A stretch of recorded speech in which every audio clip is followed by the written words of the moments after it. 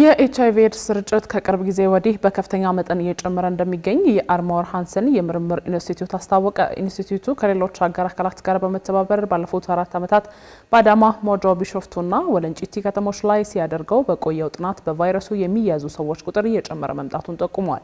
ይህም በተለይ ከ15 እስከ 24 ዓመት ዕድሜ ባሉ ወጣቶችና ትኩረት በሚሹ የማህበረሰብ ክፍሎች ላይ በስፋት መታየቱን ነው የተገለጸው። ዳግማዊት ደረጃ ተጨማሪ አላት። ኤችአይቪ ኤድስ ላለፉት ረዥም ዓመታት የዓለም ማህበረሰብ የጤናና ማህበራዊ እክል ሆኖ የቀጠለ በሽታ ነው። ኢትዮጵያም በኤችአይቪ ኤድስ በጣም ከፍተኛ ጉዳት ከደረሰባቸው ሀገሮች መካከል አንዷ መሆኗን መረጃዎች ያሳያሉ። በአሁኑ ወቅት በዓለም አቀፍ ደረጃ ከ40 ሚሊዮን በላይ የሚሆኑ ሰዎች በኤችአይቪ ኤድስ የተያዙ ሲሆን 39.4 ሚሊዮን የሚሆኑት ጎልማሶችና 1.4 ሚሊዮኑ ደግሞ ህጻናት መሆናቸውን የዓለም የጤና ድርጅት መረጃ ያመለክታል። በኢትዮጵያ ደግሞ ከግማሽ ሚሊዮን በላይ ሰዎች ከዚሁ በሽታ ጋር አብረው እንደሚኖሩ የህብረተሰብ ጤና ኢንስቲትዩት ይገልጻል። በዓለም አቀፍ ደረጃ ከ15 ዓመት እስከ 49 ዓመት ዕድሜ ክልል ውስጥ ባሉ አዋቂዎች ላይ ከ0.7 በመቶ እስከ 0.9 በመቶ የሚደርስ የኤችአይቪ ኤድስ ቫይረስ ስርጭት እንዳለም ነው የሚነገረው። በየዓመቱ 9000 የሚደርሱ ሰዎች ከቫይረሱ ጋር በተያያዙ ህመሞች ምክንያት ህይወታቸውን እንደሚያጡ እንዲሁም 6000 ገደማ የሚሆኑት አዳዲስ ሰዎች በቫይረሱ እንደሚያዙ መረጃዎች የሚያሳዩ ሲሆን ይህም ቁጥር ካለፉት ዓመታት ጋር ሲነጻጸር ቀስ በቀስ እየቀነሰ የመጣ ነው። አዋቂ ሴቶች ይበልጥ ተጋላጭ መሆናቸውና የቫይረሱ ስርጭት በከተሞች ላይ ይበልጥ እንደሚስተዋል እንዲሁም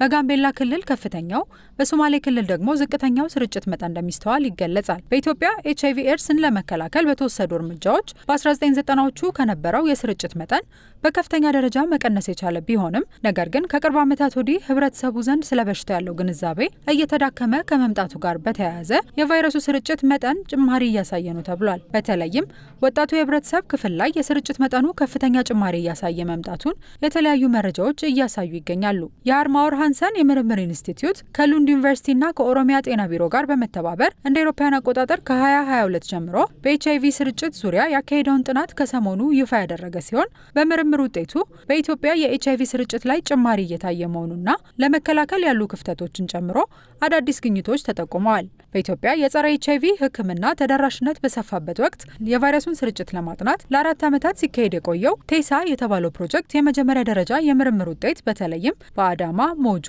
ቢሾፍቱና ወለንጪቲ ከተሞች ላይ ትኩረቱን ያደረገ ነው። በዚህ በመጀመሪያ ደረጃ የምርምር ግኝቶች 4 ጉዳዮች ላይ ልየታ የተደረገ ሲሆን የመጀመሪያው በወንዶች ላይ የሕክምና ክፍተት መታየቱ ነው ተብሏል። አብዛኛውን ጊዜ ሴቶች ለቫይረሱ ይበልጥ ተጋላጭ ቢሆኑም ወንዶች ግን ወደ ሕክምና ተቋማት ዘግይተው የመሄድ የቫይረስ መጠናቸው አለመቀነስና ከሕክምና የመራቅ ከፍተኛ ክፍተት ታይቶባቸዋል ነው የተባለው። በሁለተኛ ደረጃ የተጠቀሰው ደግሞ ለረዥም ጊዜ የቆየ የቫይረስ ስብስብ ሲሆን ምርመራ ከተደረገባቸው ግኝቶች መካከል አንድ የተወሰነ የቫይረስ ዝርያ ከ1988 ጀምሮ በማህበረሰቡ ውስጥ ሳይቋረጥ ሲሰራጭ መቆየቱ ተረጋግጧል።